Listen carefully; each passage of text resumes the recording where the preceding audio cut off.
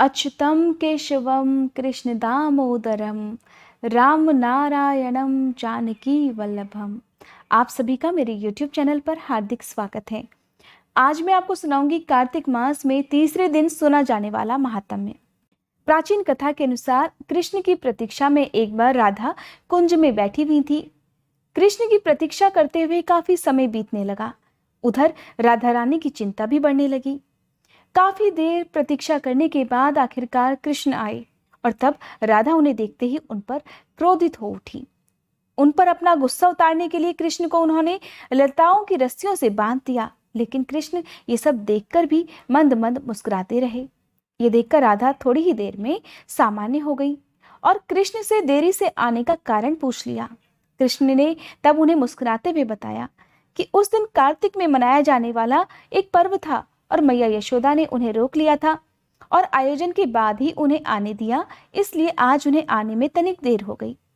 कारण जानकर राधा रानी को अपनी भूल का पछतावा हुआ और कृष्ण से क्षमा मांगने लगी। इस पर कृष्ण ने कहा, हे राधे, क्षमा मत मांगो, मैं तो तुम्हारे साथ ही बंधा हुआ हूँ और क्योंकि आज तुमने प्रत्यक्ष रूप से मुझे बांध लिया है, इसलिए ये महीना अब मुझे विशेष रूप से प्रिय होगा। और इसी तरह कार्तिक महीने को एक नाम और मिल गया, राधा दामोदर मास।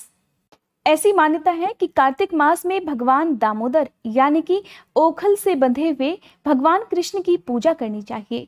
भगवान दामोदर को दीपदान करने का इस माह में विशेष महत्व होता है।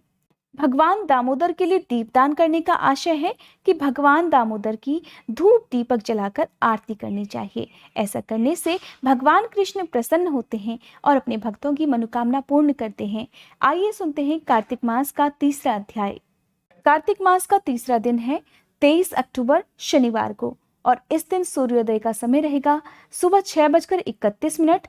सूर्यास्त का समय रहेगा शाम 5:51 और चंद्रोदय का समय रहेगा रात 7:44 पर। आइए सुनते हैं कार्तिक मास का तीसरा अध्याय। आज का अध्याय प्रारंभ करने से पहले आप सभी से अनुरोध है, कमेंट बॉक्स में कार्तिक भगवान की जय जरूर लिखिएगा। कार्तिक मास के महात्म्य के बारे में भगवान कृष्ण अपनी पत्नी सत्यभामा से वार्तालाप कर रहे हैं।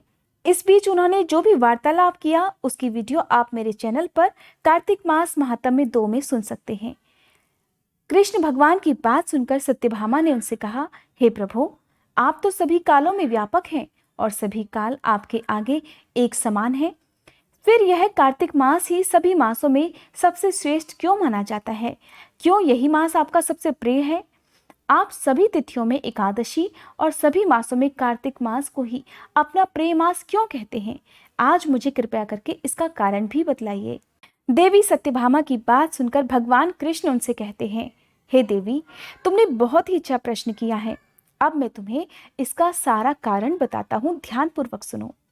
इसी प्रकार एक बार महाराज बेन के पुत्र राजा पृथु ने प्रश्न के उत्तर में देवर्षि नारद से प्रश्न किया था, जिसका उत्तर देते हुए देवर्षि नारद ने उसे कार्तिक मास की महिमा बताते हुए कहा, हे राजन, एक समय शंख नाम का एक राक्षस बहुत बलवान और अत्याचारी हो गया था। उसके अत्याचार से तीनों लोकों में त्राही त्राही मच गई।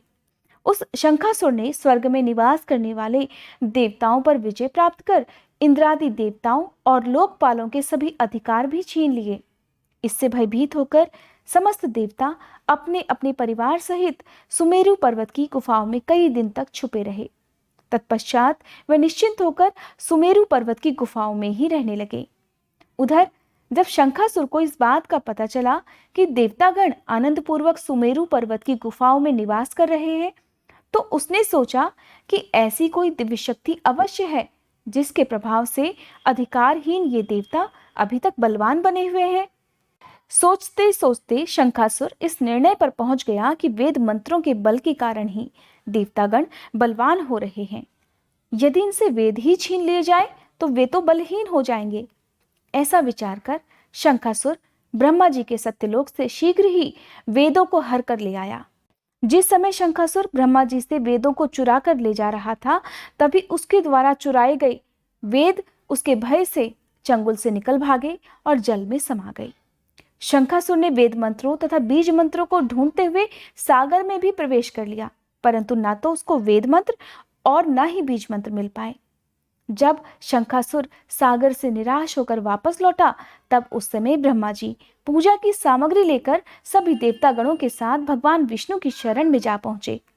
भगवान को गहरी निद्रा से जगाने के लिए गाने बजाने लगे, धूप गंध आदि से बारंबार उनका पूजन भी करने लगे। इस प्रकार धूप दीप नैवेद्य आदि अर्पित किए जाने पर भगवान श्री हरि की निद्रा टूटी और वह देवताओं सहित ब्रह्मा जी को अपनी पूजा करते हुए देखकर अत्यंत प्रसन्न हुए तथा इस प्रकार कहने लगे, हे देवतागणों, मैं आप लोगों के इस कीर्तन और मंगलाचरण से अत्यधिक प्रसन्न हूं। आप अपना अभीष्ट वरदान मांगिए। आप सभी ने जिस मनोकामना की पूर्ति के लिए मेरा पूजन किया है, मैं आप सबकी वह मनोकामना अवश्य पूर्ण करूंगा। जो मनुष्य श्रद्धा पूर्वक आश्विन शुक्ल पक्ष की एकादशी से देवोत्थान एकादशी तक ब्रह्म मुहूर्त में उठकर मेरा पूजन करेंगे, उन्हें तुम्हारी ही भांति मेरे प्रसन्न होने के कारण ऐश्वर्य और सुख की प्राप्ति होगी। आप लोग जो भी धूप दीप नैवेद्य अर्घ आचमन और जल आदि सामग्री मेरे लिए लाए हैं, वे अनंत गुणों वाली होकर आप सभी का कल्याण करेगी। शंखासुर द्वारा हरे गए संपूर्ण वेद जल में ही स्थित हैं। मैं सागर पुत्र शंखासुर का वध करके उन सभी वेदों को अभिलाए देता हूँ। आज से मंत्र बीज और वेदों सहित मैं प्रतिवर्ष कार्तिक मास में जल में विश्राम किया करूंगा। अब मैं मत्स्य रूप धारण करके जल में जाता हूँ। तुम सभी देवतागण भी मुनीश्वरों सहित मेरे साथ जल में आओ। इस कार्तिक मास में जो श्रेष्ठ मनुष्य प्रातःकाल स्नान करते हैं, वे सब यज्ञ के अवभूत स्नान द्वारा भली भांति नहा लेते हैं। हे देवेंद्र, कार्तिक मास में व्रत करने वालों को सब प्रकार से धन पुत्र पुत्री आदि देते रहना, उनकी सभी आपत्तियों से रक्षा करना। इस प्रकार कार्तिक मास में ब्रह्म मुहूर्त में उठकर जो भी भक्त सच्चे मन से पवित्र नदियों में स्नान करता है और भगवान श्री हरि के साथ साथ भगवान कृष्ण और अपने सभी कुल देवी देवताओं का स्मरण करता है, उन पर भगवान श्री हरि की कृपा आजीवन बनी रहती है। ऐसे व्यक्ति इस लोक में सभी सुखों को भोग कर अंत समय में मोक्ष को प्राप्त होते हैं। ये था कार्तिक मास का तीसरा महात्म्य। उम्मीद करती हूँ आप मेरे चैनल पर हर दिन कार्तिक मास के सभी महात्म्य को सुन रहे होंगे। अगर आपको मेरे चैनल पर ये सब कथाएं पसंद आती हों तो आप मेरे चैनल को सब्सक्राइब करने के साथ साथ बेल आइकन भी प्रेस कर सकते हैं, ताकि मेरे चैनल पर आपको इन सभी वीडियोस की जानकारी समय से प्राप्त हो सके।